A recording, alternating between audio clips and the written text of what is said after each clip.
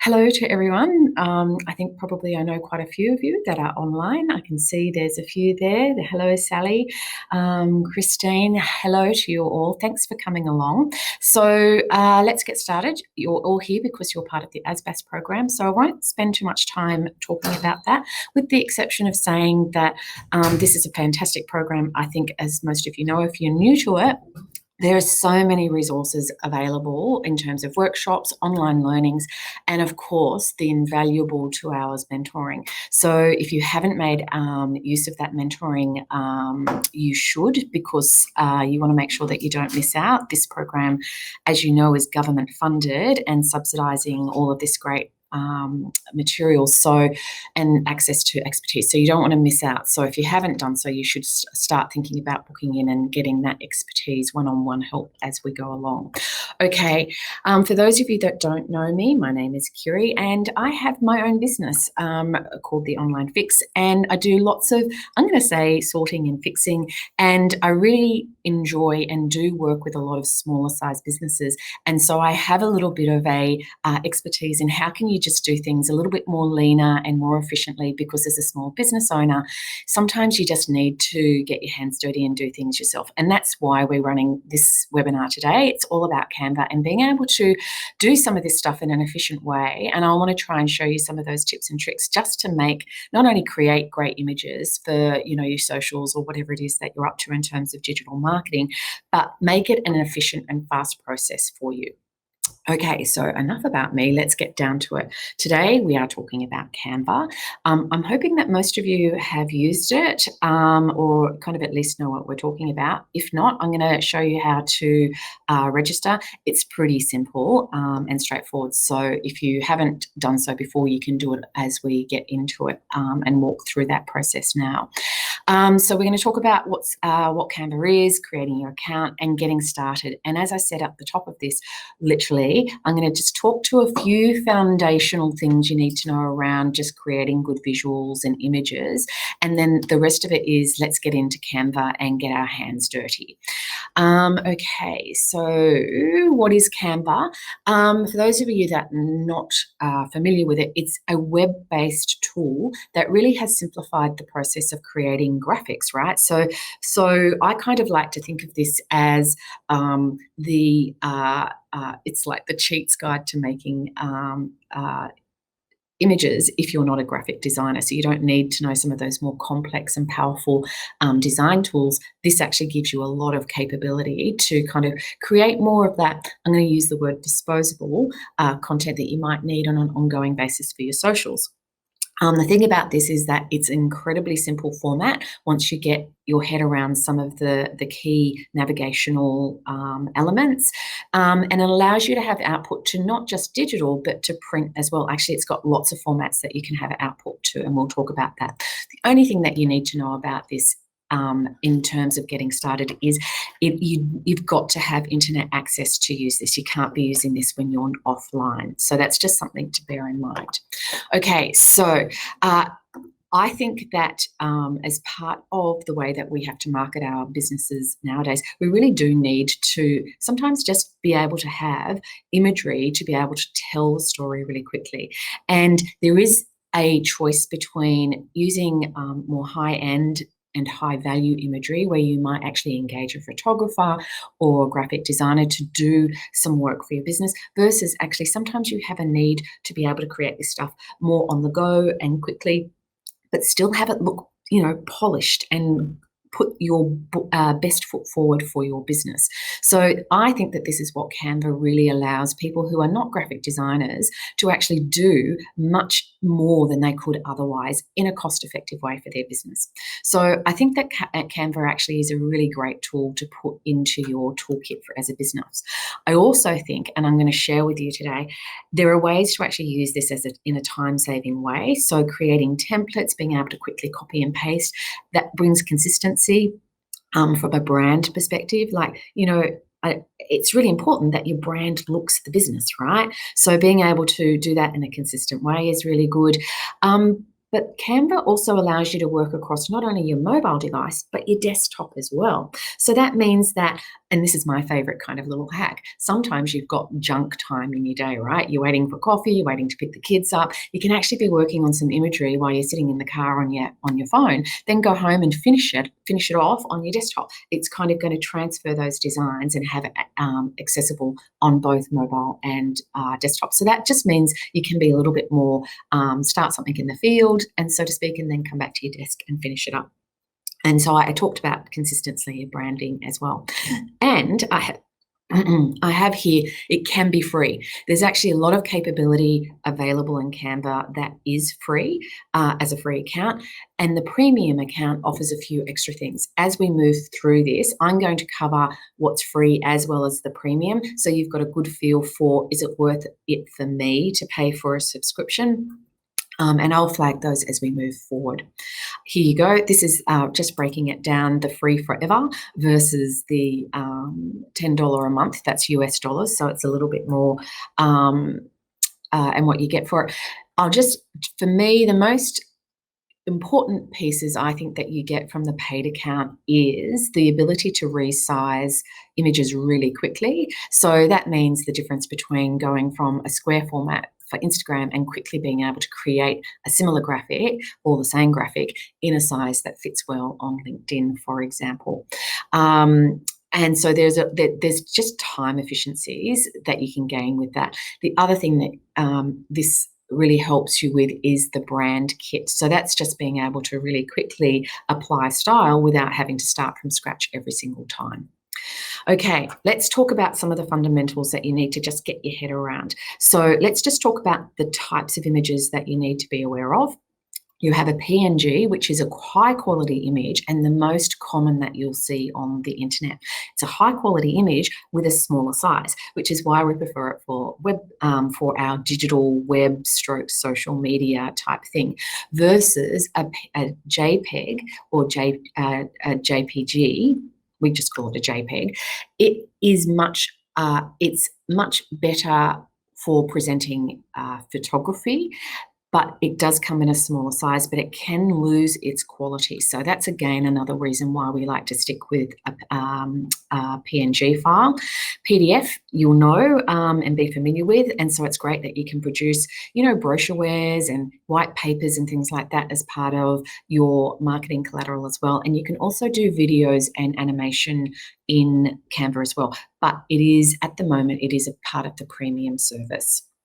Okay, so just a little note from images and to output. So Canva is also quite powerful in terms of being able to export. You can see the difference between a standard file, which is just smaller, web-sized, ready PDF, versus a high-quality print version that you could send off to a printer. And you can see here we've got video. But this is how you can actually export it. And this is something also to be aware of over here, that if you have a paid account, it allows you to have transparent backgrounds. And sometimes that's really important when you want to lay images over images. And we're actually going to play a little bit with that so you can see what I mean. Okay, fonts. So because you are going to be able to access this incredibly powerful program, being able to kind of really pay attention to some of the things that make the difference between something that looks homespun versus something that looks really professional and slick means that you need to be on top of font selection. So this is a time to be maybe sometimes taking some advice. So you actually might like to engage a graphic designer in the first instance to help you map out what's your style, your logo, your, a consistent look and feel, or I've got some tools here for you to consider. So the first thing with font I want to just say is sometimes there's an irresistible urge to go crazy and use lots of different fancy fonts. The thing is, I want you to always take a step back and just think, can I read this? There's no point putting together a great graphic if someone can't actually read it because it's a squiggly, font or something like that. I always say use the squint test. If you kind of squint and you can't read it clearly, then perhaps your fonts that you've selected aren't as clear as they should be. And I mentioned consistency. That's about brand and people starting to recognize you as you put yourself out there. One of the design tricks you can think about is actually layering headings with different complementary fonts. Now, Canva are actually are very helpful and provided a great tool. I'm going to switch over to my browser so you can have a look at this tool. They actually give you kind of a bit of a this goes with that, so to speak. So I'm just going to flip into this one here. So this is the how do I switch that? Go back over to here. No. This way. Apologies, I'm just learning to drive. Okay, and I want to this one here.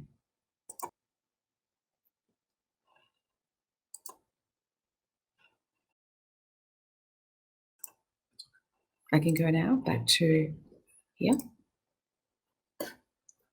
Excellent. Now you're seeing what I want you to see. So what I started to say was about fonts. There's actually a really great tool that they have. Let me just find it. Here it is.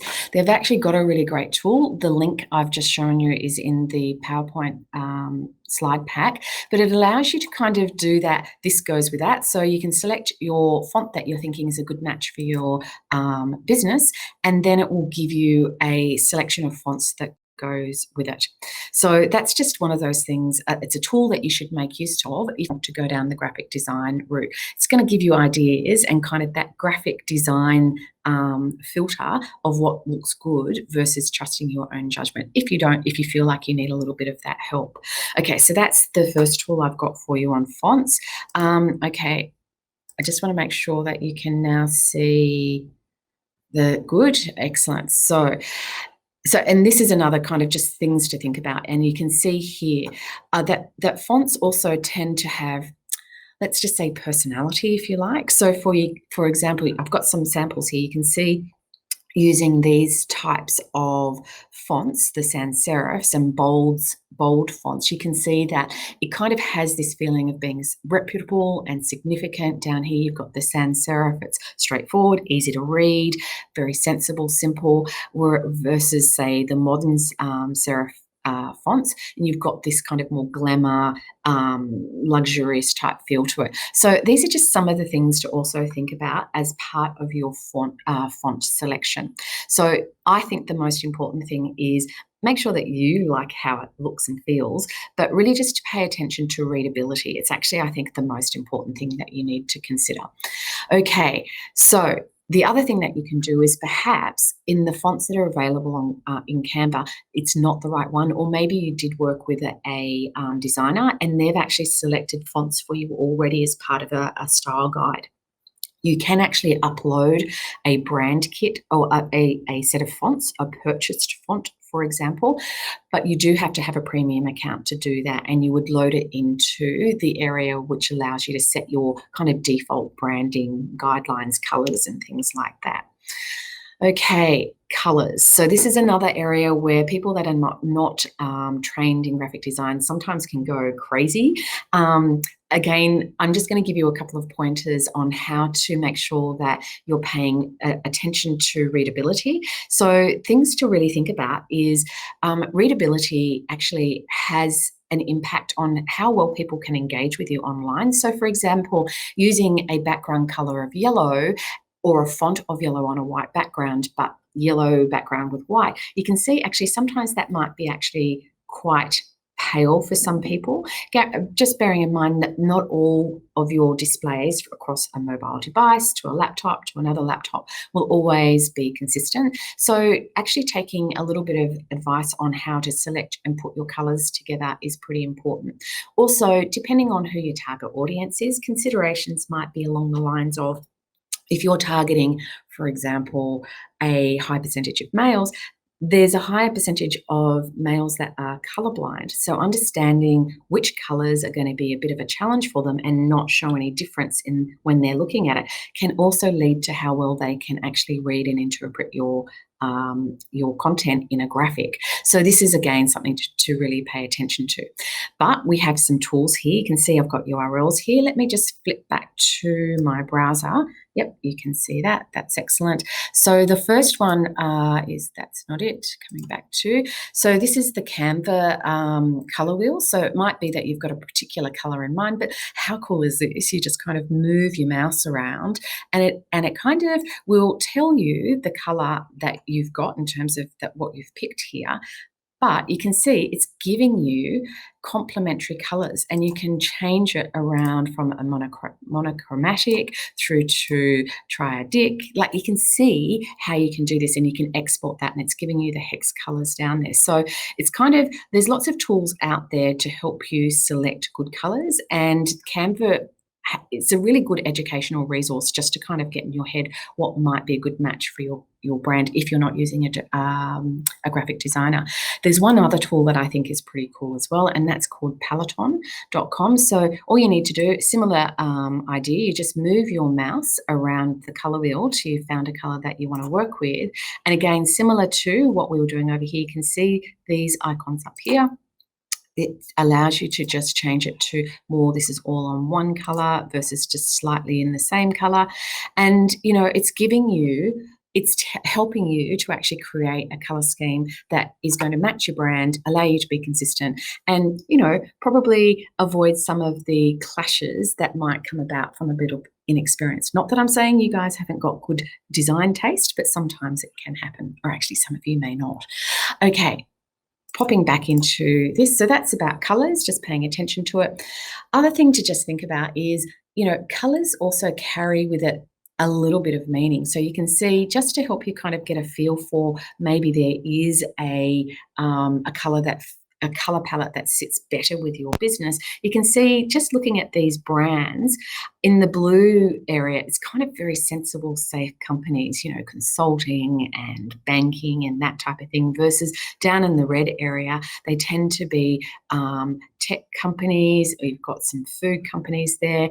Then you've got down here in green, you can see just kind of the different types of businesses and how they resonate with different color palettes. That might be something also to think about in terms of, if you're maybe got a bit of a sustainability bent, maybe you're kind of more sitting more in the green area, versus down here we've got, you know, some of these big brands that are just sitting in the big black bold area here as well. So it's just food for thought. No need to kind of go too far down this particular rabbit hole. We really want to get to doing some stuff, but color can be very important, and color selection using those tools can, you know, make it a bit easier. Now, I want to just tell you a couple of the technical things that you need to be aware of when it comes to color. You need to have your hex color. Okay, so the hex is the color where you see the hashtag in front of it, and it's six numbers that are involved in that. This is the color that you should be using for web. It just means that it's going to fit better in that online environment where you actually don't have complete control over the color as it comes out. If you're trying to match a color, there's actually a really handy tool that you can use called the eyedropper. Let me just show you how that works. So coming back over here, it's actually a browser plugin. So you can see it here, it's eyedropper. If I just click on that, what it does is allow you to pick a color from anywhere on a web page that you're browsing. And if you just kind of click on it, let's select this, let's go with this green here, right? I select it, and if you come back up here, you can see there's the hex color for you to just grab and copy, so that you can then go and use it in Canva or any other tool that you might need to insert a hex color to have consistency across all of your different collateral. So that's free. You can just go searching for eyedropper browser plugin, and away you go. Now, just so that you're probably wondering what's the difference between hex and all of the other types of color types out there, RGB is probably the one that you might be most familiar with. That is for on-screen as well. It's kind of from the early days of the web. It's not as easy to get a good color match across screens if you're using RGB. You'll get more variation versus the CMYK, so standing for those four colours there. That's used in printing to get a good match on colours. And then, of course, some of you, particularly if you're in the design area, will be familiar with the PMS system, which is really used a lot in painting and printing as well. Okay, so that's just so that you've got a basic understanding of how colours work. Now, the next thing that you're going to have to come to grips with in the Canva environment is actually picking the size of your image that you're creating, or images if you're creating a brochure, for example. So again, Canva have been very helpful and provided a useful tool. Let me just see if I can find, here you go, design guide. So they've provided a great document that allows you to kind of say, right, what document what kind of document do I want to create, select it, and if you click into it, it's just thinking about it, it actually gives you the dimensions. Here we go. But I have a word of warning here. This is a great resource, but just make sure you're checking it once you're putting it into the environment. Some of the sizes are not always correct, but you can see they've got this stuff going on here, and it's giving you a bit of an explanation. Some of the social media platforms, in particular LinkedIn and Facebook, do this a lot. They change the sizes of banners and their post sizes regularly, and don't always kind of tell people that they've done it. So just double check that nothing has changed. Some of the templates out of the box on Canva are not correct.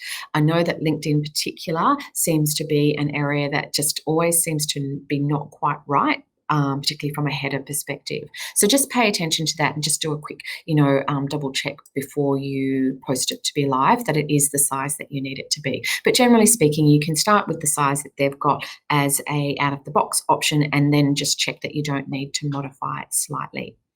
The other thing to be aware of in Canva is that it comes with, and I think that this is the power for us non-designers, so to speak, is that it has lots of templates that you can use as either just straight out taking and using and just tailoring the content and the image, or literally using it as the base to create something a little bit new and different to start with.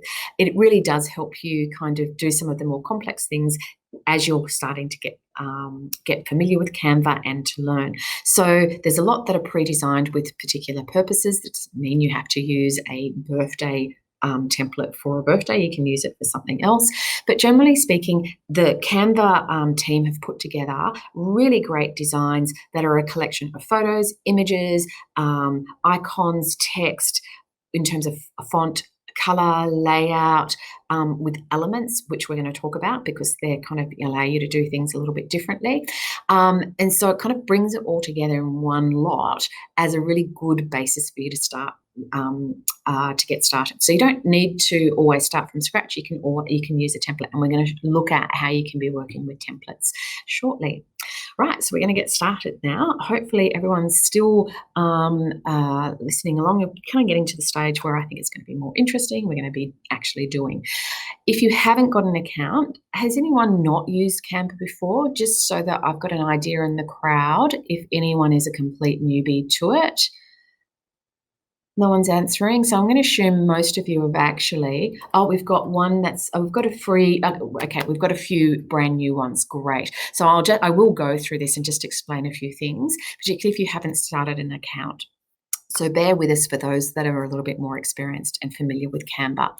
So all you need to do, literally, you just need to type in canva.com and away you go, and it will be join, right? And just you want to join for free. You don't have to kind of pay straight up, but it's going to be a WYSIWYG step you through. It just is going to start with asking you what kind of use you are going to have for it. A teacher, small business, student. This isn't actually that important. Don't stress about it. It's just that they will tailor the types of designs and templates that they present to you as a default on your home screen. So they're just trying to filter things to be much more relevant to you based on this choice here. So, if you're a small business, then choose small business and away you go. Then once you've done that, it actually will ask you if you want to invite anyone else to be part of your team on Canva. You don't have to put anyone else in there, but this is actually one of the really cool things about Canva, and it's something that I actually do recommend. You don't have to do it at this point, but when you're creating designs and you're doing text and stuff, sometimes it just helps to have that kind of fresh new eye from a friend or an associate or a team member to be able to say, oh, that looks really good, but there's a spelling error there, or sometimes you don't see what you have created. So this is a really good thing to be aware of, that you can invite and have a team of people working on images and the same files, okay? So I think that that's really useful to know. And then once you do that, literally you're thrown into the navigation screen. So let's actually start just getting familiar with what Canva looks like. So I'm just switching over to Canva. So this is, I'm just going to bring up Canva for the first time, given we've got a few people that have never used Canva before, so that you kind of are not getting lost with where I'm at. So this is my home screen, okay, where it loads. So it kind of starts with, what do you want to do? And if you actually search here, let's just say you want to create a brochure, right? It actually internet's slowing up on us, but it actually gives you lots of selections with whatever you typed in. If you want to do Instagram, or if you want to do something for an invitation, etc., it gives you the lots of options that come up. If you don't want to do that, you also have the option of coming back down here, and it gives you create a design with all of these default pieces. Remember how I said if you select you're a small business or you're a teacher, it will actually change it will impact what selects here. You can still go searching for all of them, right? Through all of them. It just means it's defaulting and making it quicker to find things. If none of these fit and you want to create something that is just specifically sized for what you need it, so that might work for a logo or particular, this actually happens quite a lot for website imagery. For example, out of WordPress, quite often they will dictate the size of your hero banners on your homepage. This will allow you to literally create custom dimensions to fit those kind of tools. So that's something good to be aware of. If you have used Canva before, this is where you'll see all of your designs, or you can just quickly pop over here onto all your designs, and then you will see everything that you've been working with. So this is, generally speaking, I'm going to work from this folder here, which is a set of images that I've pre-prepared so that we'll kind of be able to whip through and show you all of the different capabilities. So you can either create a design from scratch here, which you guys will need to do, and we're going to, I just want to work through the navigation before we start designing, but this is where you would start, as in create a design, selecting a template or selecting the dimensions that you would need to do. I'm just going to pop over here into an actual document that I created earlier. We're going to try and make this in a minute. Okay, so this is navigation, things to be aware of. This strip down the left-hand side is where you'll find things like the templates that we were talking about, like the collections and designs that you can start using from scratch. So you can search this for different themes or ideas. You can also search for photos. So there's a whole lot of like free photos available. You will also see that there are photos in here that are going to cost as well. Let me see if I've got some. I've probably not used any of late, but you can filter based on just selecting this box here up the top here, free, so that you're only being shown those for images that are free. But you can just as well down here from uploads, upload any image that you want to use from your own computer. And of course, you've got elements. Elements we're going to spend quite a bit of time getting our head around, because that's kind of the extra little bits and pieces that you can do with Canva that really make your designs pop. And text, of course, and all of these things down here. There's also, they've literally just introduced videos as well. Some of them are free, some of them are paid. So these are also things that you can be using into your for your imagery going forward. Okay, so this is the left-hand side down here to kind of get into the primary elements that are involved in creating images. Things to be aware of up here. This is where you can just access create new designs if you're going to print something, and the all-important save. It does, so a word about saving, it does auto-save for you, but if you've got a slow internet, sometimes it's worth just quickly coming in and saving it, prompting it to save for you just in case your browser crashes or you've got an internet problem in some way, shape or form. So that has happened. Don't think that it's kind of it's always going to be robust. Don't want to spend an hour creating a great design and then losing it as the internet slows up or your browser crashes on you. So that's something to be aware of. And then there's the blessed resize. So resize can just allow you to save a lot of time when you're creating, say, an image for Instagram and then something for maybe LinkedIn over here, or maybe you're wanting to take the same image and do something on YouTube as a bit of a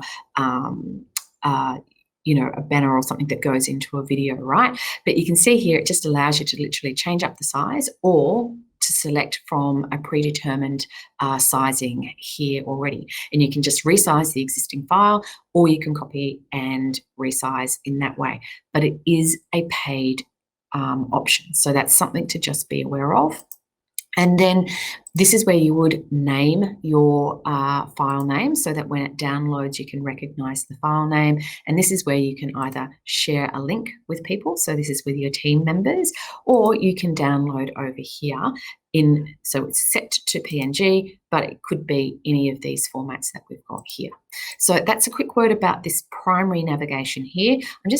Once you click into the image over here, can you now see we have this navigation strip across the top? This is where you can start to do things with your images, okay? So different elements will also change. So I've selected a text element, and so you can see now I can change things up and access lots of formatting and design elements to do with that. If I select the image, it's giving me other options there. Can you see how this all kind of changes as I select different images, different elements from my design?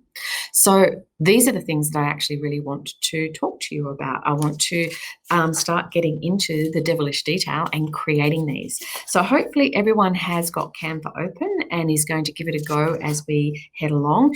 As I said, the slide pack will be sent out and it's got step-by-step instructions. Let me just pop back into here. So we've gone through that. Oh, before we do that and we start doing it, if you are following along on your mobile device, these are the three screens. Let me just quickly walk through the navigation from a mobile perspective. So first of all, this is kind of the screen that you would have when you create a new image, right? So this is your working canvas. This allows you to duplicate and have multiple images in the one file. And these elements up here, this gives you access to more. This is undo, this is animation, this is about creating and sharing and uploading, okay? To start creating and imaging, you need to just tap on, just tap on the white box or the screen and you'll kind of, here you are, this is the screen ready to go. If you wanted to see multiple images, this is where you would tap down here to see multiple screens. But as soon as you tap in there, you can start editing. And this big old button down here, this is the power button that allows you to then access things like adding text to your screen, to the canvas, images, videos, illustrations, etc., etc. So feel free to follow along on your mobile if you're versus on the desktop, but I'm going to just stick with the desktop for now, just simply because it's an easier screen to be sharing with you so you guys can see what we're doing. All right, so this is the key elements I've just talked about that we are going to run through and work with this morning. We're going to talk about images, text, shapes, arranging those elements, overlays and filters. If you can nail all of those elements, actually you can create just about any image that you want. So I want to work through all of those and we are going to try and make a version of this for you today. All right, and as you can see I've got all of the detailed instructions that we're going to follow through now. But rather than having these on screen, I'm popping across into the screen and I'm going to walk you through it so you can see how this is done. Okay, so I've got a blank screen down here. If you can just open a blank screen, if you want to follow along, do so now. I've selected the Instagram template here because I want the one-on-one. So if you haven't done so already, you can come up to File or Create Design, New Design. If I just select this, you can see here, if I go Instagram post, can you see how it's a square? It's 1080 by 1080. That's 1-to-1 ratio. And this is what your blank screen is going to look like. Loading, loading. Here we go, blank screen. So this is what you guys should all have. Now, starting from here, I'm just going to pop back over to here where I've got this, so you can we can go, this is what I've done here and this is what I've done there. Right, so getting started, what we want to do is we want to create, so there's a number of elements. We've got a photograph, we've got text in here, and we've got a shape and a logo. So coming down here, the first thing that we want to do is create this box of color down the bottom. To create a box of color like that, we actually want to come to elements and then come down to shapes. And I've just chosen the square box. If I just click once, right, you can see it appears on the canvas. Everyone with me? And then you can see I just need to click and hold my mouse down, and away we go. I can move it, and as I move my mouse over the side of the elements, so these are kind of standard navigational elements that you'll use right through Canva, you can then actually start to manipulate the shape to be exactly what you need it to be. So if you can just create a rectangle down the bottom of your screen like that, the next thing that we want to do is actually select our color. So at the moment it's gray. Now, with it selected, if you are not seeing this ribbon up the top, it's because you have not got that box selected. You need to click on it to make sure that you've got the ribbon up the top here. Select the color. And can you see there's the color there? I've actually already got my color there already, but if you want to create a new color, all you need to do is go new color, right? Or sorry, you can go new color and then go and either put your hex color in. So remember what I said about having branding colors and putting them in here, you could automatically just change that to be the color that you wanted it to be. Or you could actually type it in up here. So you can go to orange or blue or whatever color you want, and Canva will give you some selections. For me, I've already selected my color, but let me just show you a trick to get you started. So I want to try and give you some of the easy things to make life a bit easier in Canvas. So if you've got a color already that you know, literally if you just click on that, this color that you want to change to, and then come up to new color, it's actually pre-selected that hex color for you. And remember, the other thing that you could do is use an eyedropper to come over, pick a color and select that color there. You don't have to choose orange, you can choose any color that you want. But can you see how simple it is to actually just select and change that color? Pretty cool, right? So that's color. Next thing that we want to do is upload and use a logo.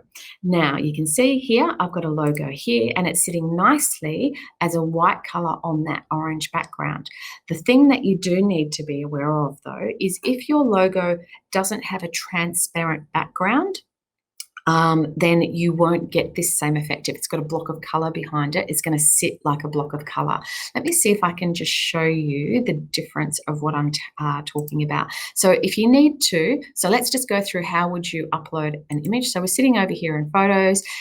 If you had already uploaded it, you could just come into upload, or you could actually have filed them earlier in a set of folders to keep things organized. So you can see I've got lots of folders down here and I might save them all there. But in this instance, I'm just going to quickly show you because you need to upload a logo if you haven't done so already. Just come in, select upload an image, and it actually just takes you to your directory, and you can just go wherever you want to go. So you can see here, look at this. These are things I preloaded so you can see what I was talking about. See these ones here, they're kind of white on white. That indicates that it's a transparent logo and it's the PNG format. That's the format you need to be aware of if you want that transparent background. If you don't have a logo that has a transparent background to do this type of thing, you can either create one in Canva using the transparent download, which I showed you before at the top of the show, or if you had a designer create it for you, then potentially they created one for you. And if they didn't, maybe you can go back and ask for one. Typically, you get a logo, not just one version, you'll get a couple of different versions so that it's flexible across lots of different graphic applications, okay? But I might just kind of upload this one image as this logo here as a example, and you can see there it is. And if I just click on that, Can you see once it's actually, this is the image I have in focus, and can you see how it's transparent on that background? I'm going to just delete that. It's in highlighted, and I'm just pressing the delete button on my keyboard. But what I really want to do is actually put it onto this canvas down here. So again, it's in focus, click once on the image, and there it is. And I can then just resize it to be the size that I want it to be. Actually, I want it to be, I need it to be like that. And I can then just, by scrolling over it, we can also move it down. Now, this isn't really the logo that I want to use in this instance, because green on an orange background doesn't look very well. But you can see how easy it is to literally just upload an image and then use it, okay? If I don't want this image, again, you can either hit delete.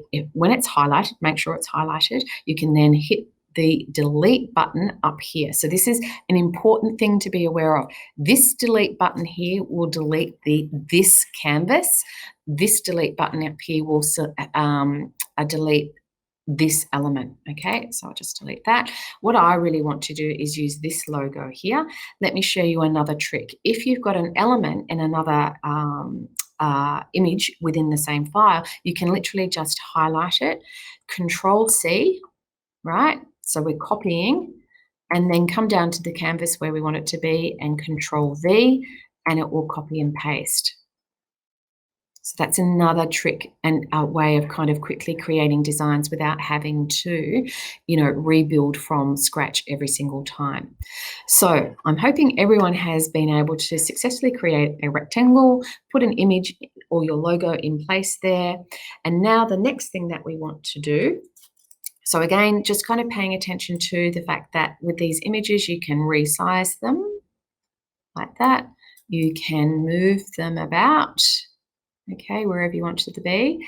And the other thing, if I can just say, can you see as I'm moving this, see how we get guidelines up here? So we've got a big pink line down the middle. It's actually telling me that this is now centered on the page. And I could also do, so it's centered on the page, and I want to get it centered on the element. Can you see? It's now smack bang, oh, my mouse moved, smack bang in the middle of that orange element as well, the rectangle. Okay, right. Next thing that we want to do is actually put this photo into here. So again, you could upload a photo, or if we come back up to photos from the left-hand side, to get that photo, if you want to follow along exactly, I searched for painted man with purple. So you should actually also see this image, right? So if you can see him there, you can just click once and the image will be placed onto the screen. Has everyone been able to do that? And once again, we can see, we can move it about to where we want to be, and then we can resize it so that it's taking up all of the screen.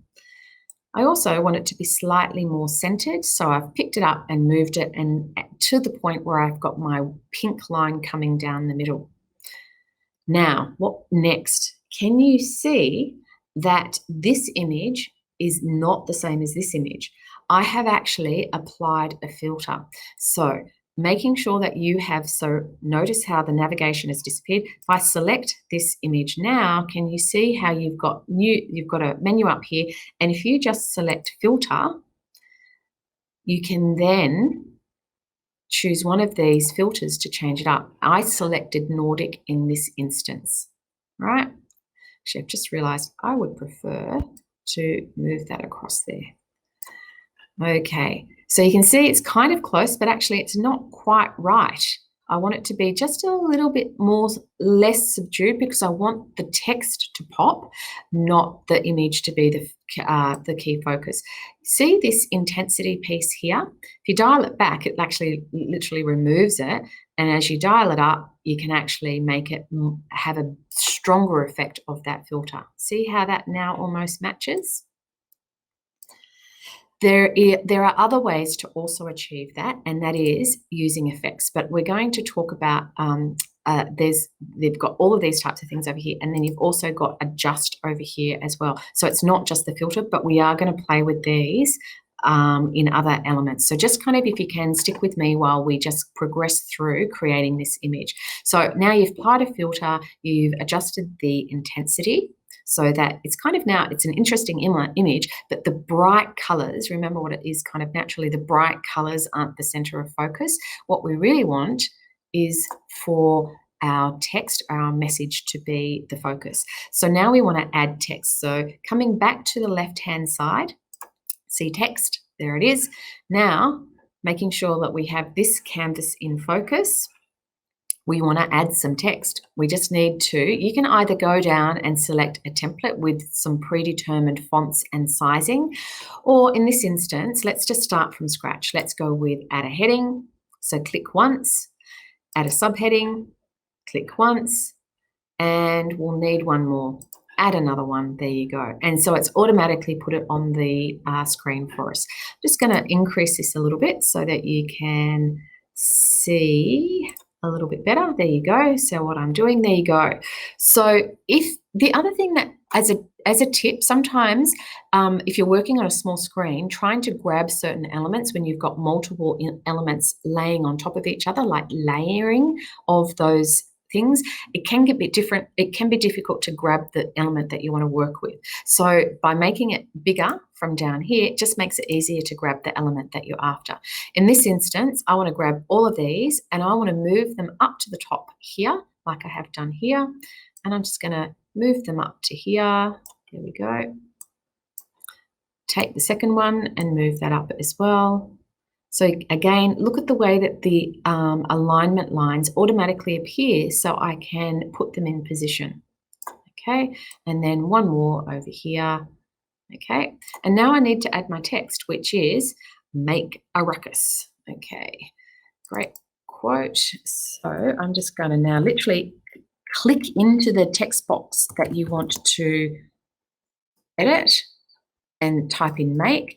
Select the second text element, and again, just kind of highlight that and delete it all. We'll just get rid of that. Make a spelt it right with a can't have a spelling mistake. Oh, good, great. There we go. And the quote is from Seth Godin. So let's just select that.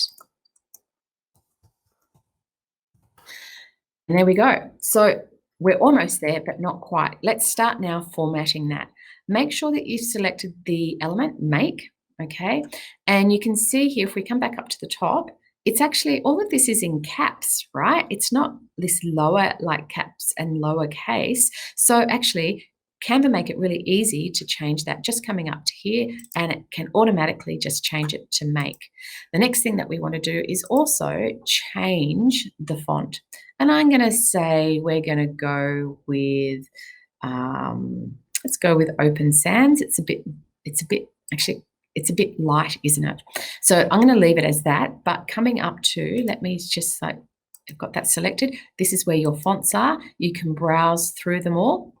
Actually, I'm going to select this top one here. So you can see I selected it. And the next thing I can do is highlight it all. So using your mouse or your keyboard to highlight it all like this, come up to this big A with text, and it says as you scroll over it, text color. If I select on it, I want to make it into an orange color. See, there it is. What else did I do? I also made it, actually, I've not selected the right font, the same font, but that's okay. You're going to forgive me for it. Let's go, it was actually this one here. Okay, so I've selected actually Arvo, and now I'm going to go italics. The reason I've actually changed that is the Montserrat font that I had chosen doesn't allow you to do italics, and I just want to show you how some fonts do and some fonts don't. And the other thing I could actually choose to do is also make that bold to make it a little bit stronger. I won't do that in this instance. So that's how you use your font and change the fonts and colors. I'm going to change this now, and I think we're going to go for Open Sans. Again, I've changed the font. Come back up to here. We want to make that a capital. Oh, you can barely see that on that black on grey background. So select your font color and change to white. Gosh, it's a bit small still, don't we think? And it's kind of needs to be a bit stronger. So we're going to select bold, and let's actually take that up to 24. How's that looking? That looks a bit better, doesn't it? And then the last thing that we need to do is put in the quotes. So again, select this. Hopefully you're all following along. First thing I'm going to do is change to capitals. I'm going to change the font color to white, and we're good to go. You have just made your first image. Everyone just give me a heads up or a thumbs up that you have managed to create something there. I'm hoping you were able to follow along there. You can see now, like literally, it didn't take long to do that. And we have now crossed off using shapes. We've crossed off elements of layering, being able to use imagery there. And we've also done a whole lot of work with our images there as well, right? It was just a little bit fast. Okay, I'll slow it down. Okay, so having said that, now that we've created it, the next really great thing that you can do is, let's just say you wanted to use this as a template going forward. So remember what I said about, Canva actually can be a real time saver. So make sure that you are creating, and also about making a consistent look and feel, use this, just kind of create the perfect template, and then you can come in to File and make a copy. Okay, and you make a copy and then resize it or change it. It just means it makes it really quick to actually be able to make things quickly rather than working from scratch every single time. So making a copy is part of the free program. If you wanted to resize and just quickly kind of make it into, I don't know, let's go for I want to create a Instagram story. I'm just going to search for story. Whoops, we need to type correctly first. There we go. I'm going to select this, and I'm going to copy and resize just so that you can see what happens. When I select that, bearing in mind, again, resizing, this option is a part of the paid plan. And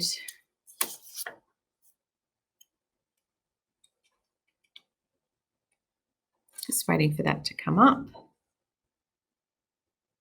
Here you go.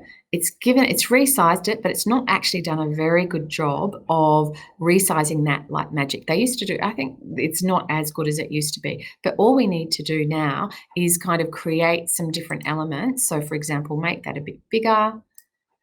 And can I just tell you, we want to probably move these up and select. Now, just done something there. I want to move all of these. So this is a little bit of a trick. When you start creating things like groups of texts with particular fonts and grouping together, if you highlight one and then hold your Shift key down, right? So select that, hold Shift down, and then select the next one, and then the next one. Come up here to where it says group. And if you group them together, it means that you can then move it all together. And you can also resize the group together as well. So again, it's a bit of a time saver when you're trying to resize into different elements.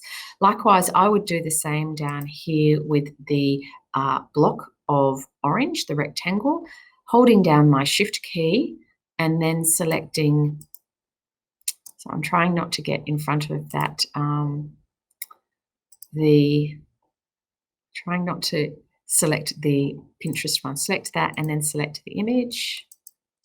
And it's already, and I've already grouped it. I have already been efficient, and you can see I can move that as one down the bottom. I could even make it a bit bigger if I felt like that was an appropriate thing to do for this resize.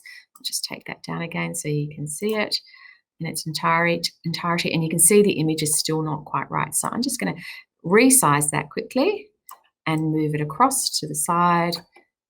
And suddenly we've got a story version of that same image that we've got over here.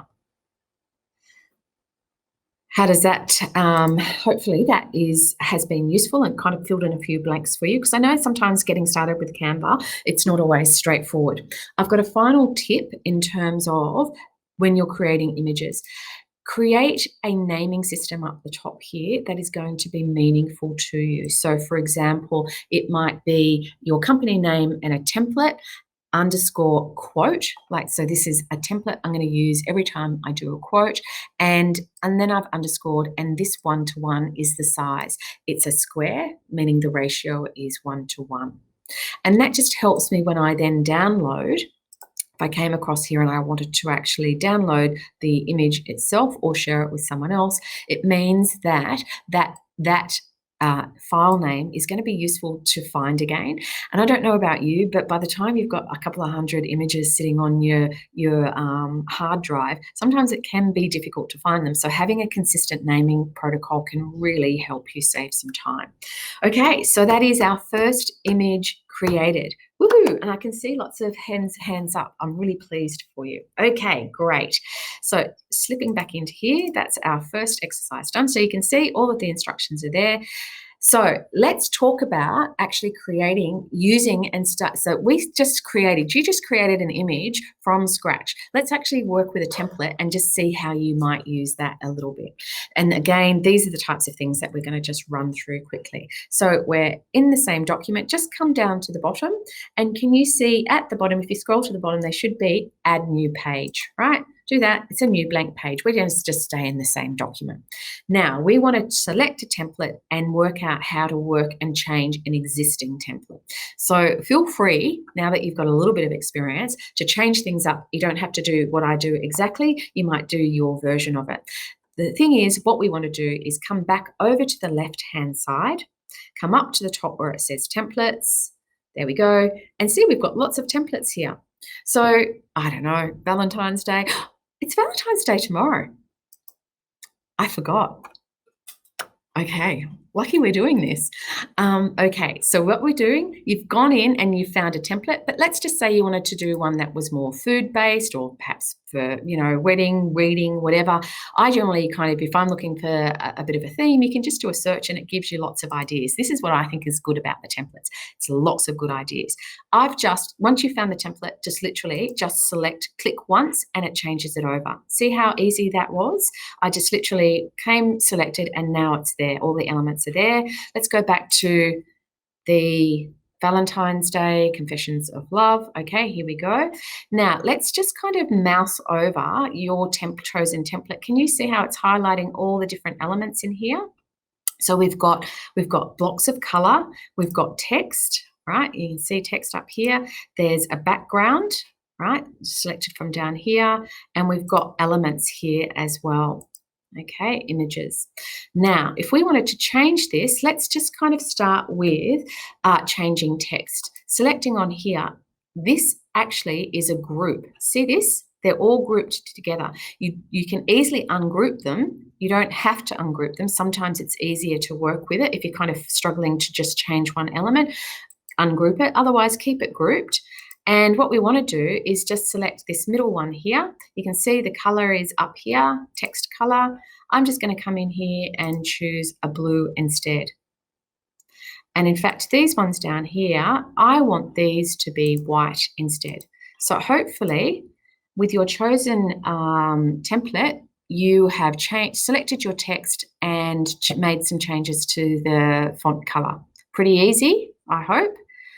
Now that color, the colors I've chosen probably aren't sitting very well on that background color. Can you see that if I just now select the background color, so just the way that we created a rectangle, this is actually a box that this has been selected. I can just pick it up and move it all about, or I can leave it there. Okay, so we've got that there. So currently, see this? This is the color of it at the moment, but it's done something a little bit tricky. See this? It's got a bit of transparency involved in it. So that's 0 transparency. This is maximum transparency. That's a bit tricksy, isn't it? Now, you guys can do this. Like, we can change that color. I'm actually going to change, it's highlighted. Because we've selected the color box up here, we can now come in and select a color. So I'm going to select gold here. It doesn't look gold because, remember, with it still selected, using the transparency box, if I made that a solid color at 100, you can see that's a big color, or we can keep it. You can keep it a little bit transparent just to add a little bit of a different color behind it. But it's still being influenced by this coral color in the back. Now, if you try to select that, you're not going to be able to.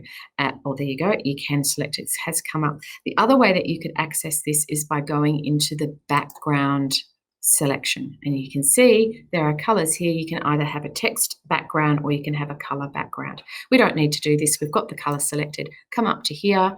And what do you think? Let's go with blue. Let's see what we think of that. Probably not the best choices of color, but hey, we're just experimenting with here, and you can see how easy it is. You can also, of course, change this. So instead of Carla's dating tips, Kirri's ideas for Valentine's. Honestly, it's just easy to change that text. I'm not going to spend time on that because I think you know all how to do that. Let me know if there's any problems there. Next thing I want you to do is if you selected, so I selected these elements here. Now, we're talking vector images here. Now, perhaps I actually don't want that image. I could just literally delete it and remove it. I'm going to delete it. It's gone. If I delete it by accident, this is your best friend up here. Come up to the top, see the undo button. The keyboard command is Control-Z, just undo, and then it comes back again. If I wanted to add an element, such as another image to this, okay, I could literally go searching for what it is that I'm after and just select something that I wanted to put into the template. So, for example, perhaps I wanted to have an image behind that or not. I'll remove that. Depending on the template that you've created, you've either got a photo, so you can change that photo easily just by searching and dragging and dropping, okay? Or what I've selected down here is actually what we call a vector graphic or an element from over here. So in your elements, there's lots of different, if you like, icons or designs that you can pick from. This is one of those, right? But what is very interesting is with it selected, can you see all of these colors selected up the top here? If I select on this color here, the love heart, and come up to the same color here, I can change that just like that. And if I want to change the envelope color at the back there, I think it's this one. We select that color, so now it's highlighted. I'm going to pick green instead. Can you see how easy it is to literally just change a template? Has everyone had a bit of a play and seen how easy it is to use a template to start to create your designs? Okay, now that we've done that, the next thing I would like to do is talk to editing photos and what can you be doing with these. This is actually a really important skill set to have in Canva because sometimes our images aren't the greatest, and so we need to just kind of make them a little bit better. Okay, so I want to try and play with that and talk you through a couple of different editing tools that are available to you in Canva, because quite often we're taking photos off our camera and we want to be working with them. So this is where you've actually uploaded a photo and you're wanting to work with it. Okay, so coming back into this, let me just open up my image that I selected. I've got to try and find the right image now. Nope. Aha, here we go. Okay, so this is the image that I've selected, Meet Lola, my puppy. Well, she's not with us anymore. But the idea here is that I've uploaded an image and actually it's not the greatest of images, okay? Like it's kind of a good one and maybe I could do something with it, but actually it's a little bit pale, like it's a little bit light versus you can see up here, this one's got lots more color in it. First thing, so just a reminder, if you want to upload a photo and play along, what I want you to do, so you might want to just open up a new canvas to work with if that's what you want to do, but to upload, just come to uploads, select your upload button and then select and load your photograph. A word of warning here, because I'm going to keep moving so that we can get through lots of material. If you have a very large image that you're uploading, it might take a bit of time. So just be careful when you're selecting image that you don't kind of break your connection in terms of uploading. Okay, so just literally just upload. And then once you have done that, you would just literally select it. You can just click once and there it is and resize it. The other thing that you can do, just watch very carefully the mouse movement. If I've got a selected image here, all right, so here's a picture here. I actually just pick it up and drag it across. Just pay attention to, I can actually have it drop right over the entire image.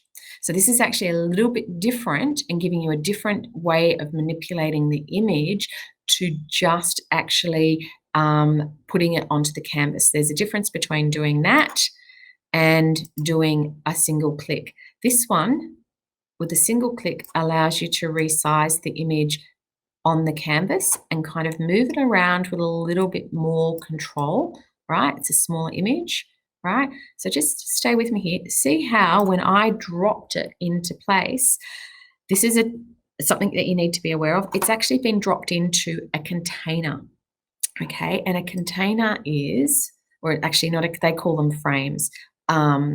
Sorry, it's actually a shape that they've called it. They've actually dropped it into one of these, into a grid, sorry. It's a grid here, but if you double click on it, can you see now, this is where the image has gone to. It's kind of within a container so that you can only move it within, but it gives you a little bit more control over some of the things in terms of manipulating image on image on image. So that's just something to be aware of, because some of you might have accidentally dragged the entire image over versus just clicked once, because you're going to find slightly different manipulation or navigation there.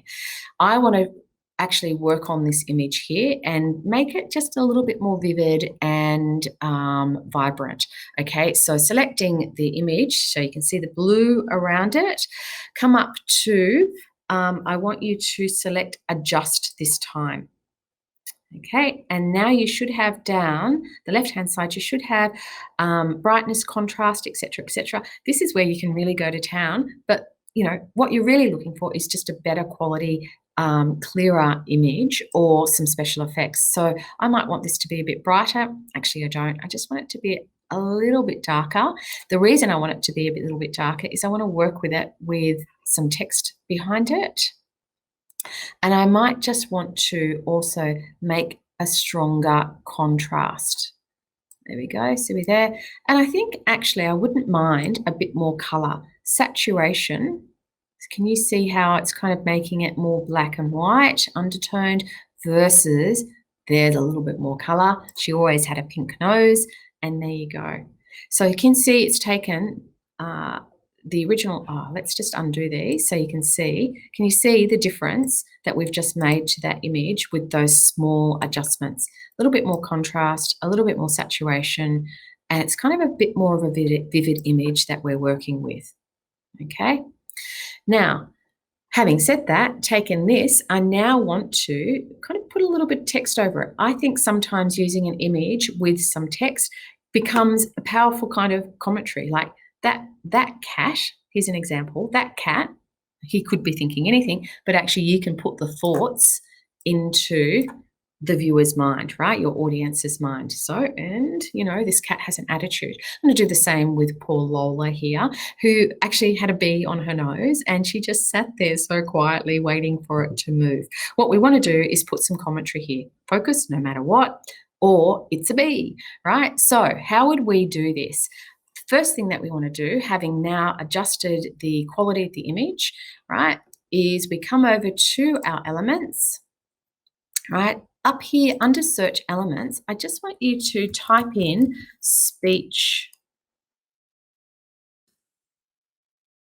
bubble.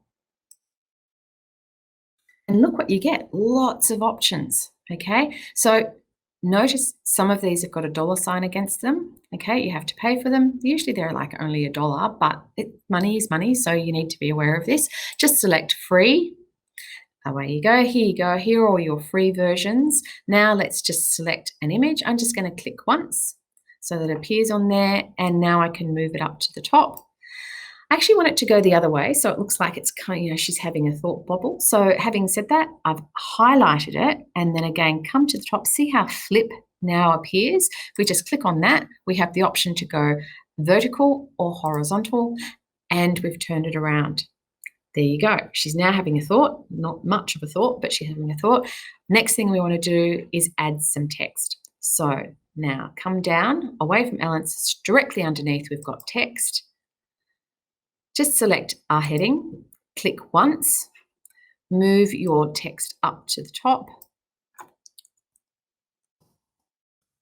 It's a bee, right? So you can see it's really easy to add text, and now that you know how to change your text, you can change color here. You can change the size to something a bit bigger, and you can also change the font. Here we go. It's having a think about it. So maybe in this instance, we might just kind of have a font that indicates a little bit more of our personality. Can you see how easy that has been to create a better quality image, as well as creating a little bit of a dialogue and adding something extra to the image? I'm still not very happy with this image. I think that, this was taken when we were renovating a part of our house. So I'm actually I'd like to try and just minimize that background there. I want her to be more of the focus. So I'm just going to double click on this, right? Double clicking is giving me access to the image and the size control handles so that I can just take it up a little bit. When I've done that, let's move it across a little bit and done. There she is. Highlight my text elements and move them up. We'll just move it down a bit. There you go. Image done. Were you all able to upload an image and put some text and an element on top of it? I hope so. Hopefully that you found that pretty straightforward. We're kind of building skill on skill on skill here. Again, these how to do these things are going to be all in the slide pack. Okay, the next thing I'd like to do is just move across and start doing some of the more different photo editing elements that we've got in here. So I'm just going to open up a different Canva. I don't think it was this one. I think that was the one. Just bear with me. Oh, that's the star garbage template. I'm looking for donuts, by the way. There's a canvas in here. That's not it. That's not it. That's also not it. Oh, that was the one that we created. There it is. There's my donuts. I knew I had one ready to go. Okay, so I've just created this earlier. Again, I'm going to now ask you to create a new image on your page. So let's have a blank canvas. So there's a couple of things to be aware of here. So we've created, you can come down the bottom here, right down to the bottom, and you can go add a new page.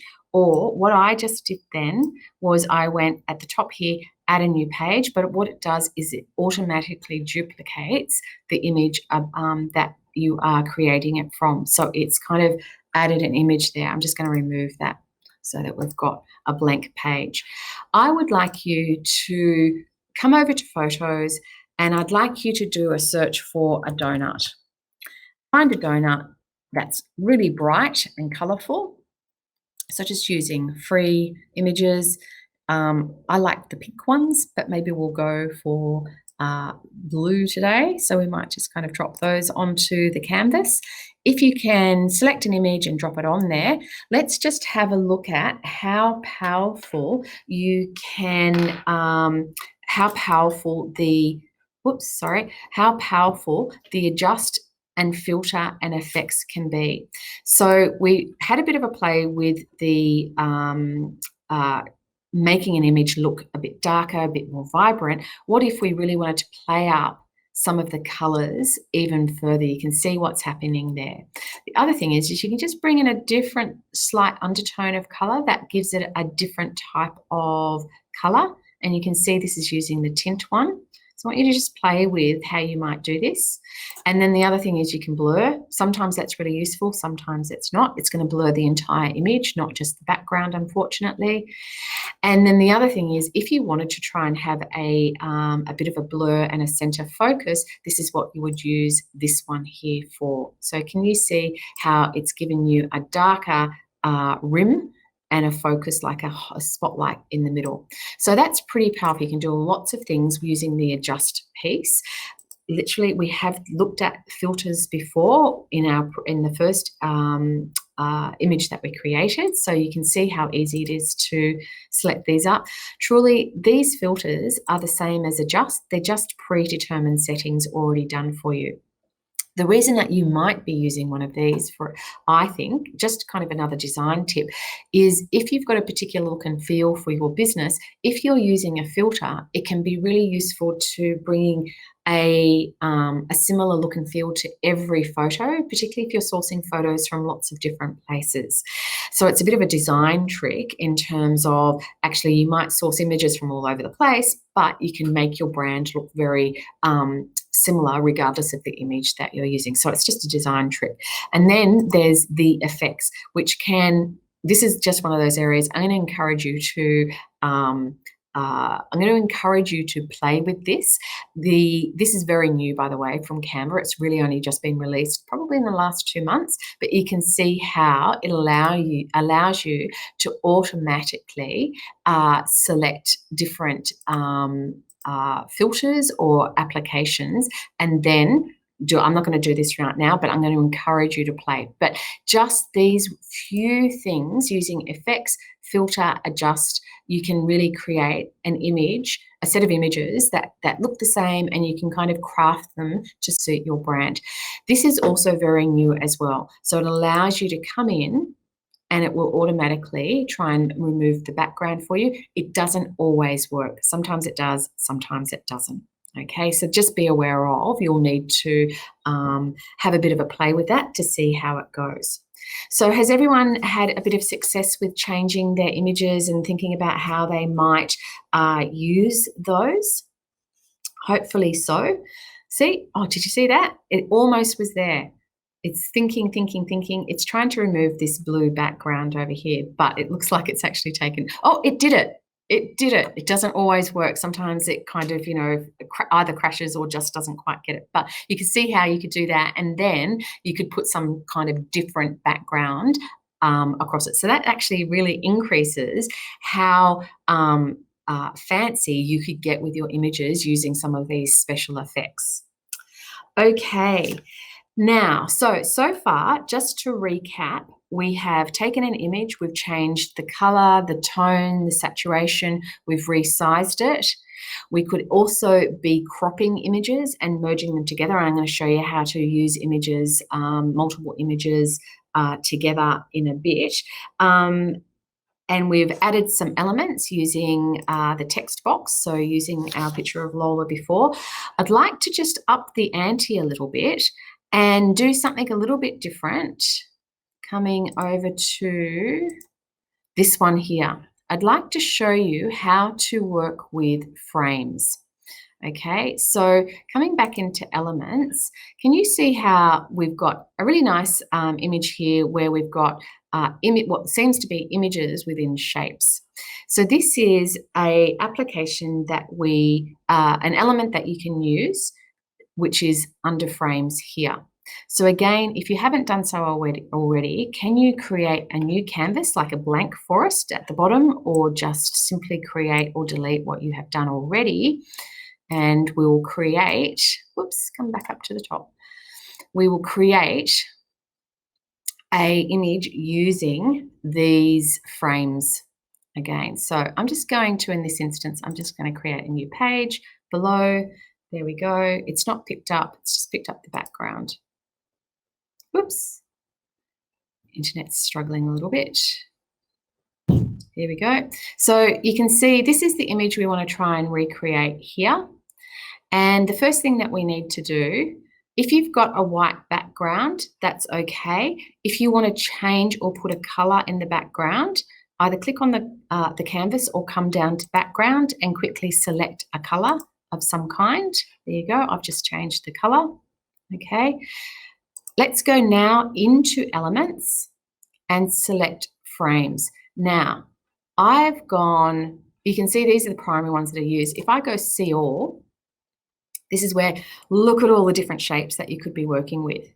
Okay, so if we come right down to the bottom, look, there we go. We've got A, B, C.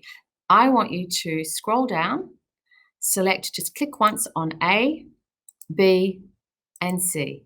There you go. They're all on the canvas. It's a bit messy. C is going to be on top. We're just going to automatically size it down like so, and then pick it up and move it to the side like so. Has everyone been able to do that? I'll give you a moment. And then once you've done the C, click on the top. You've got B.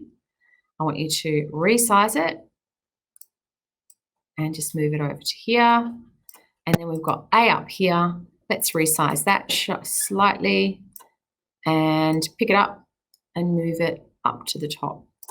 Now, I'm just going to pause here and show you something that is happening. These elements are laying, the B is on top of the A and the C is on top of the A. It's okay, you don't have to have them completely separate. Sometimes it kind of is a better design if you can have a little bit of overlap in the things that you're doing. But let's just say, actually, I wanted the A to be on top. If that's the case, I come and select the element that I want to be on top. So select your A and see where it says position up the top in the top ribbon. Select on that. See how it says forward, right? Just go forward. Whoops, sorry, forward. And now clicking away, can you see it is now on top of the C and the B? Actually, if I decided I want C to be on top, just select C, come back and bring that forward. So it's important to just get another, this is another important concept to just have in your mind when you're creating a image with Canvas. It kind of places, there's a hierarchy of levels, like background, at the back, in front of. So you can move things back and you can move things forward so that you can kind of have this idea of multiple images all over the place. Okay, so now that we've got these here, let's do something more interesting, even more interesting, and add some background to our frames. Okay, so let's highlight A to start with. You've got choices here. You can select a color. So we might want to make that pink, which is a bit bright and not quite what we're after. Or actually, let's come up to photos. So if I'll just refresh your memory, the ones we did up there, it's got a coffee theme to it. Okay, so coming down, I want you to, so with the A selected, come back and select photos. And up the top, click in the search icon and just search for coffee. Make sure you're selecting free. If you select an image that you need to pay for, it will put a watermark over it so that when you download it, it doesn't look very good. So just be aware of that. Anyway, we've got lots of choices now. We've searched for, and these are all the things that we've got. And I'm going to select this one with the coffee beans.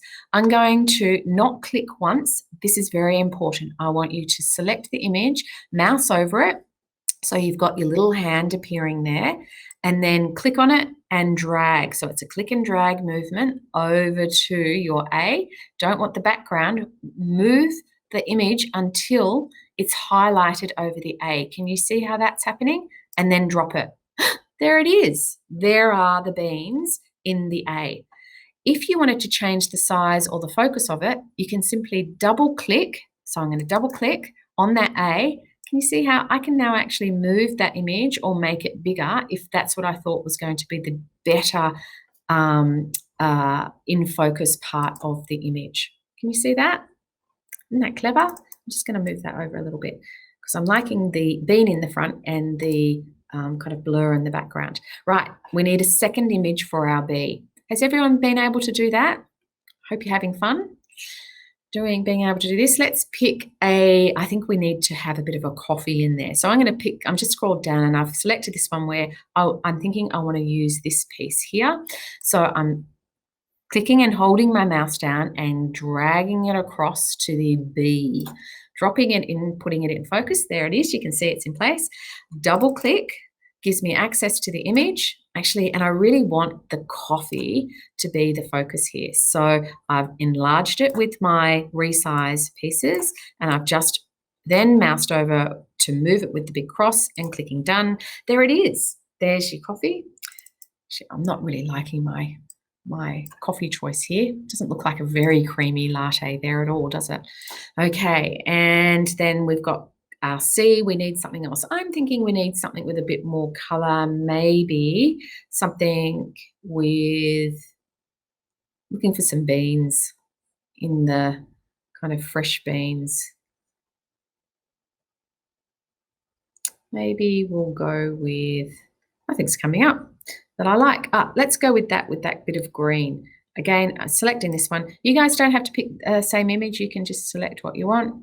Now leave it, put it over the C until it's in focus. Again, change the aspect that you want to have in focus. And there you go.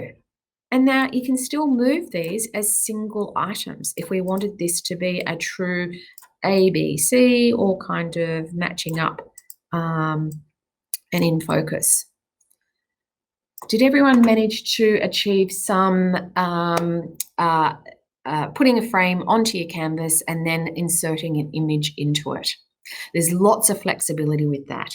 Lots of things that you could get creative with as ways to do it.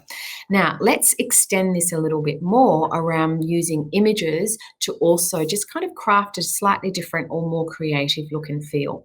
Okay, so coming down, this is the next effect that I want to show you how to do. So we're just flipping through all of this. We've done all of this, so we've covered quite a bit. This is the next thing I want to show you, how you might actually just take a photograph and put some special effects or additional kind of layers of texture onto it.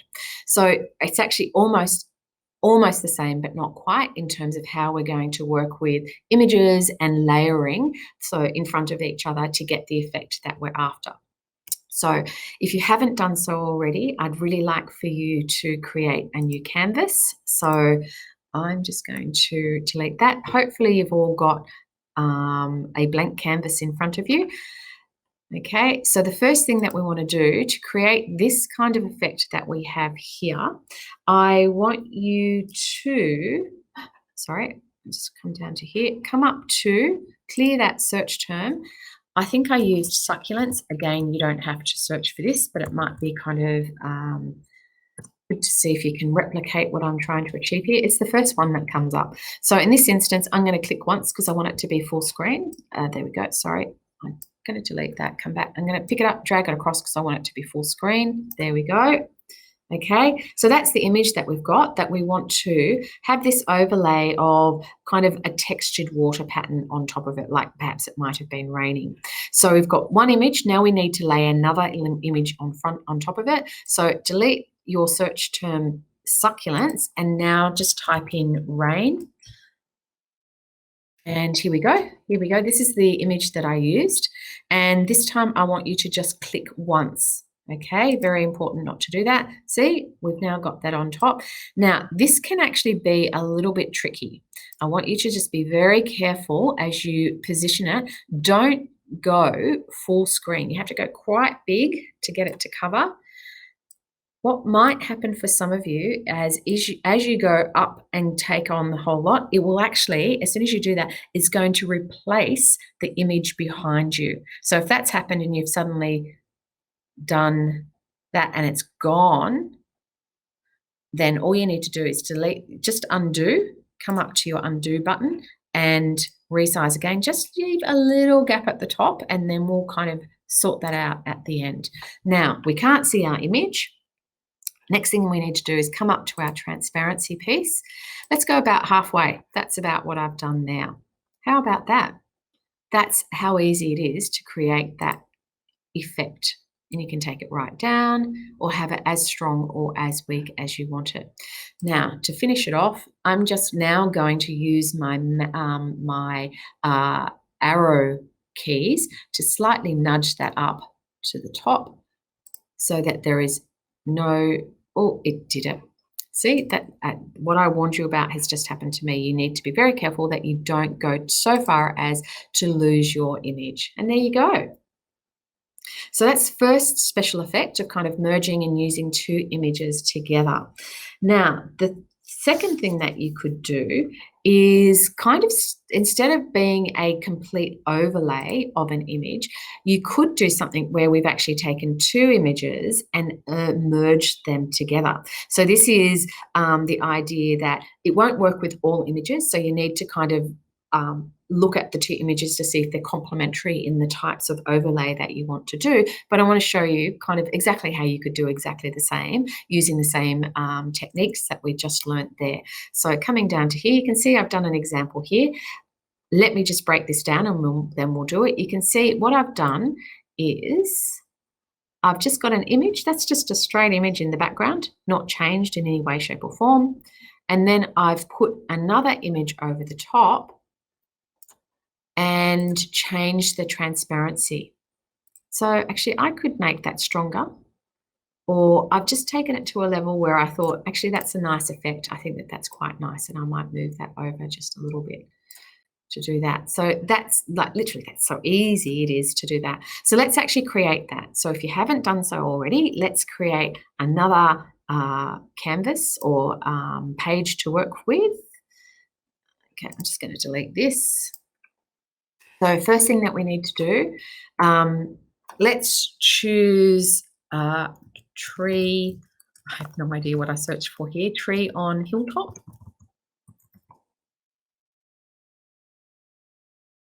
If you guys can try and find something that you think will be a bit suitable. It's not giving us any good choices. I'm not liking any of these choices. I'm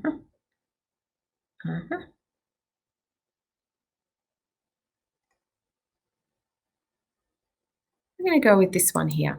You don't have to pick the same one, but oh, that's Brazil. Excellent. So we're just going to make that into the full-blown image over here. I have that in focus.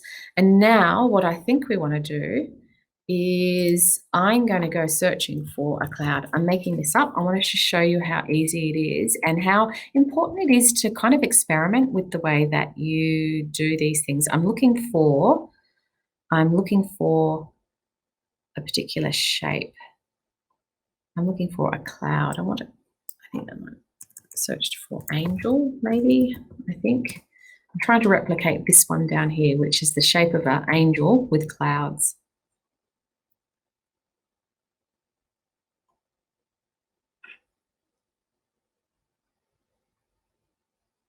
Oh, maybe it's been, there it is. Got it. Right. So here's the image that I want to use and see if we can't kind of merge it into this picture here.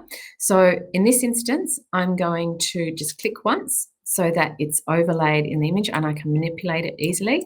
I'm going to move it up into here, and then you can see it's not a very good match at the moment. It looks quite clearly looks like an image on an image. But again, using our transparency, just bring it down.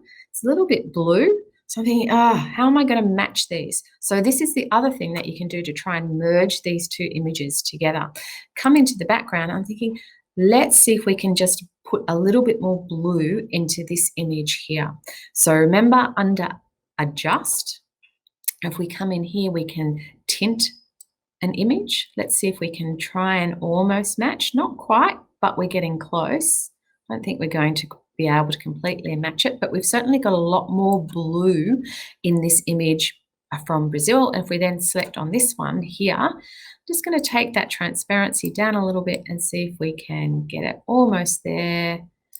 And I reckon if we just play with that tint a little bit, we have almost completely matched it. You can still see it, but if we just move this over here, It's a close match, but with a little bit more fiddling, I actually think we would probably be pretty close to matching those two things. You can see there's still that line, but you would eventually be able to kind of get that to a point where it looks almost like it's supposed to be there.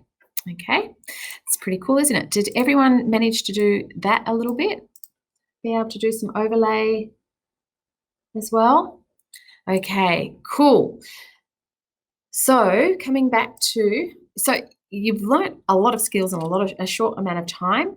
Give me just a thumbs up that you were able to do some of that, or should I go back and do some of that again?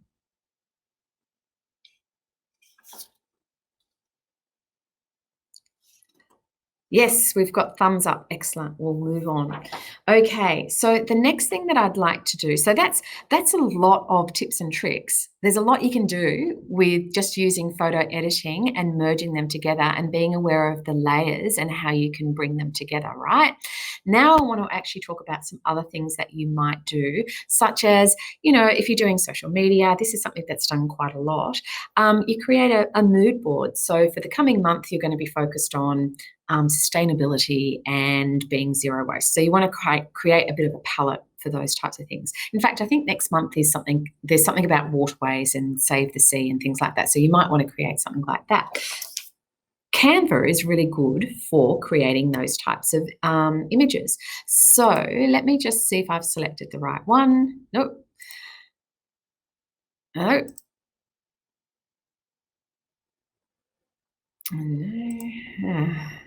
Okay, I've missed it. I've got a mood board in here already. Here we go. Okay, so here's a couple that I created before, but I want to show you how easy it is. Just make sure I haven't got one here. Okay, I want to show you how easy it is to create this type of thing. So this time you might like to actually create a brand new design. We could do that. If you actually search for, you can either search for mood boards photo collage, and the other format that will give you some default templates for this is photo book or collage. See that down there? So, but in this instance, I'm going to stick with the kind of that horizontal format with multiple grids. Let me just show you how you could make this from scratch. So I'm going to add a new page down the bottom. This canvas here, coming up, so I've got a few here. All of these have been created coming back up to selecting in elements. If you come into grids and go see all, can you see all the options you've got here? So this is how you kind of select, I need something that's going to fit with this size over here. Maybe I'll go with this one here. Click once and there it is. Right, next thing to do is fill them in. So you see I've done one that's kind of like a bluey, corally colour. I've done one that's about gold. Why don't we do one that's about water? So if I just type so I'm on elements. If I come back up to photos, and then select and type in water. Let's see what comes up. We've got a heap of images coming up. I just want to make sure we're working with free images. And I'm going to encourage you all to literally just select some images and click and drag them into each of the boxes. This is actually how easy it is to create a mood board by selecting your images. And then, actually, I quite like that there. It's a bit of a darker colour. We might have that down there. And you can just kind of, if you've got a number of different ideas or things that you want to pull in, just do a search. It's a really easy way to be able to kind of have something visual to prompt you as you start to create content, etc. So let's just come in and drop that one over there. And I think we need something like that there. It's really easy, as you can see, to create this mood board. And if you really wanted to then add some notes, again, remembering just coming into text, you can literally just select a text element and position it anywhere you want to put it on the page. Okay, so you can see I've got that there, but it might be we want to add what our theme is, which is water. And we want to probably make that contrast better, so make it white. And I really do want to make it much bigger. It's not standing out. So I'm going big. Okay, it's not even that big. Let's go even bigger. And that's our theme for the month. How easy was that to create a mood board? Right, so that's a mood board. I'm conscious of time and I want to make sure that we get through the remaining kind of how-tos. There's one more element or type of design that I want to work and show you how to work with, and that is, moving through this, is working with vectors. Now, vectors are different to a photograph. They're line drawings that allow you to kind of place things on top of things on top of things. And it's easy to change the color. And actually, it's something that you could really use in terms of introducing different elements to make your images pop. So kind of all of the skills that you've just learned in this session already are just going to be used here, just with a few small tweaks on how you would make it work for you. So I want to make something similar to this. So I want you to come back, if you haven't done so already, come back into Canva and create a brand new canvas. I'm just going to shut these ones down because they're getting in my way. And I need to find my, I think that's not my vector one. No, I did create one earlier. Logo.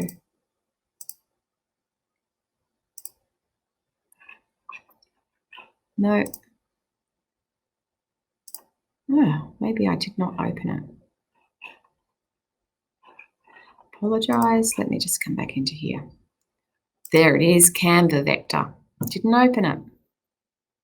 Okay, so with a new canvas open, this is about, again, working with elements. Okay, so come down. I'm just going to create a new page so you can see how we've done this.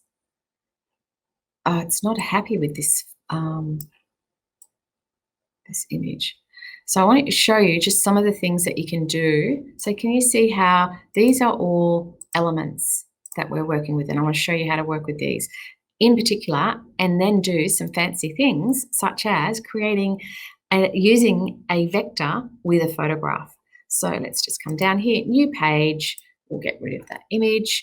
We've got a background in place already. You work with a white background, you can color it, but really where we want to go is into elements. Now, this time I'm going to search for something a little bit different. I'm going to go and search for vector. And it's going to show me all of the vector elements that are available in Canva, or you could upload some, but you can see here how all of these are things that you could be working with. So I'm just going to scroll down here and show you a couple of tricks. So for example, see this, these are dots. I'm just going to place them on over here. It's nothing very special at this stage, making them bigger. Okay, they're white, but I'm going to put another one of those on the screen, but this time I'm going to come up and I'm going to change that color. I'm going to make them a much more brighter color, and I'm going to increase their size, and I'm going to overlay them so that I'm kind of starting to build a bit of depth and a bit more interest to it. And you can keep doing this. You can even just copy and paste so that you can get multiple ones and keep changing the colors and the size to get different effects. Can you see how easy the vectors allow you to kind of start merging images together? You can't do that with photographs. So this is why vectors are quite powerful. Okay, clicking away, we've got more vectors here. What would we like to put on the page? I'd like to have, I would like to have on this page, I'm looking for a little boy or some balloons. Actually, we can use these balloons over here. So, or love hearts. So we put them on here onto the page, right? And we can just turn them a little bit.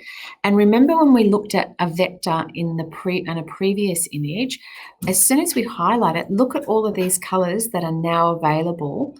They're the color palette of these balloons here. So we can easily change these up to be different colors just by changing the color of the palette up the top here.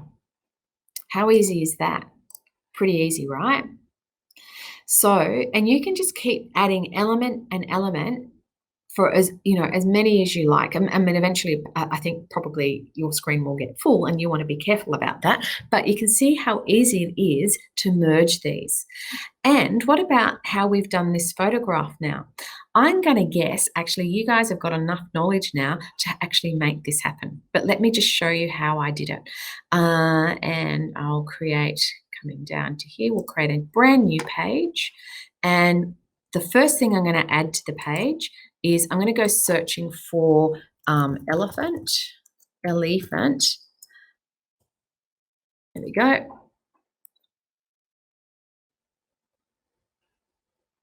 So I'm going to select an elephant. Let's go with this one here. So he's got his nozzle up. Actually, I'm going to make him a bit bigger. I'd like to do something. Let me just show you. I'm going to give him some balloons to hold on to. So we'll just bring him down, resize him so we've got room on the screen to add some images. So you can see he's there. We've got some room there. And then I'm going to come back to my elements. So the search is still in play. If I just click once on my love heart balloons, I can then position them up so it looks like he's holding the balloons. It's really just about using those vectors to insert the images. That's just a vector image where it kind of looks like it lives, and you can get something a little bit different happening. Pretty easy, right? Give me a thumbs up if you're agreeing it's pretty easy.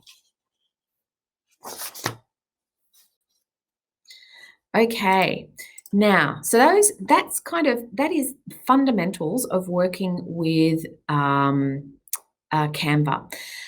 There is also one more exercise that I'd like to do with you, which is creating a logo. And again, it's this mix of using vectors to create something. So perhaps you actually need to create a logo at some stage. This is one that I've created just to show you how many of these different elements you guys now know how to work with. So I'm going to just dissect this so that you can see how easy it would be to create something for yourself as part of it. If we move through it, I'm hoping that you're kind of already seeing the elements that are on this page. If we kind of have a look, we've got a shape. These are all grouped together. So first of all, I've highlighted it, and if we ungroup it, we can now access the individual elements. So the round element, right? Come over to elements here, and that's going to be a shape. So using a round shape. The text elements, you should be old hands at now. That's just adding and changing colors, changing the size and the fonts. And then these elements here, that's actually the same image overlaid slightly off center with each other in different colors. And voila, you have got something that looks like a logo. That's all of those skill sets that we have learnt this morning. You are going to be able to do using all of these things. We've got elements of shapes, we've got vector elements, we've got text, we've got color. What else do we have? We also have the idea of position. And the other thing is I've also played with these ones. I've actually got transparency happening here as well. So you can see you actually now have the skill sets to create some really great graphics for yourself. Now, we're almost out of time and I want to move on to questions. Just a couple of other pro tips before we finish off. So the first of is, you may not have noticed, but this is that logo that I've just dissected for you to show how we've put together all the skills that you've learnt together. There's one more thing that you could do. Actually, so just watch what I do with my mouse. I'm going to drag it from the top over the entire element. I've now selected everything. And I want to regroup this so it's the one image again. See how there's this link button here on the navigation? If I just click on that and enter your home page, for example, that means that when you export it or download it, it's going to have that link in it already. That's just a nice little polished usability thing that you can do with your images using Canva as well. hot tips all the way. There's one other thing that you can also do is, so some people like to also do presentations or actually pitch documents. I'm going to say, if you've got a business where you're going in and you're having to kind of, you know, talk through your services, present what you do, all those types of things, Canva is actually really good for doing that as well. And it's good for a couple of reasons. Let me just quickly show you how powerful it can be. So I'm just going to come back into here. This is you can create a presentation. So you can create a presentation in Canva. It's just loading, if you can just bear with me. You can create a presentation, so download it into PowerPoint if that's what you're using, but you can also present it online, okay? So you can see this is an example of a presentation using one of their templates, so you can change this up in any way, shape or form. If I come up to here, I can download it as a PDF, or I could also download it as, actually you'll have to, you can also download it as PDF. There you go. Right? Sorry, PDF, as a PowerPoint slide. And there's one more thing. As I said, you can present it online. But there's something even better that I think is really slick, particularly if you're in a service-oriented business and you're having to pitch regularly. You might present the PowerPoint slides to them, that rather than just emailing a PDF, how great would it be if you actually sent them a link, so it was as if you were going to a website. So you send them the link, and it really makes you look quite professional, that you've not only presented it, but then in a quick link, you've been able to then send a really polished web a set of slides on the, as if it was a website. So just have a look at how this comes up, and it allows them to flip through it as if it was a website. Kind of a really polished way to present yourself.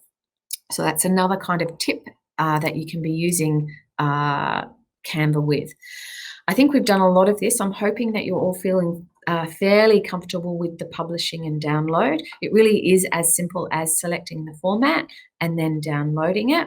However, there is one time-saving thing that you could also do, and that's just coming back into here. Where you go to publish, just pay attention to, see how this show more down the bottom? Can you see, you can share direct to Facebook, but actually the thing that I would be interested in doing, and I think is a bit of a time saver, is whether or not you could publish direct to somewhere where you are going to be then uploading it to a scheduler or something like that. So that might be Google Drive, a Dropbox, or even if you're putting together images to use in a MailChimp email campaign, you can put it into there. So that can be a bit of a time saver for you. Okay. I think I've talked about a lot of these. You can create a template and just duplicate for consistency, but also speed. The other thing that you can do, just because as over time it can get quite crowded and you can get lost in Canva, use folders to organize yourself, but it is a paid service. It's part of the paid package rather than the free version. We've talked about this, sharing directly to where you want to publish. And the other thing is, I always say you don't always see your own mistakes. So sharing it with someone to give you feedback is always a good thing. It's easy to get that link from within Canva. Just let me quickly show you. See where it says share. This allows you to type in the name, and you can either share it as a view, or you can share it as edit if you want them to add things in there. And in case you hadn't noticed, sometimes people don't realize that this functionality is there. Can you see how when you select a page or a image within your document, see how you get this commenting here? That means that someone can just add some feedback to help you. Oh, you can still see this, it's not good enough, etc., etc. So really good way to collaborate with others as well. And as I said before, have a consistent and descriptive naming convention so that you're not wasting time trying to find images. The brand kit is also something to consider as part of the paid service. So let me just show you what this looks like. Within Canva, if we can just come down into more. So what we're looking for, I'm looking for my brand kit and it's not there. Come back up into brand uploads, my folder. Here we go. Logos, see this here? I'll have logos in there that I can easily use. And actually it's back on the home page. See this brand kit down here, you access it from the home page. This is where you set it up. You add your logos, you add the fonts that you're using, the color palette for your brand, and any other images you might use on a regular basis. Okay, but again, that's a premium solution, but it can actually really help because you see, this is the screenshot here where I've used the brand. It automatically has those settings defaulted to what I use on the most regular basis. Okay, that is it. I think it's time to take some questions. We've got a little bit of time there. But just as a reminder, if you haven't already booked in for mentoring, depending on, there's so many experts available, search experts and social media experts, strategy experts, they're all there for you. You can book directly into my diary with that link there, and we might just go to questions and see if we can answer anything that didn't get answered as part of what we're doing. See you, Sally. I think you might have gone already. What else have we got there?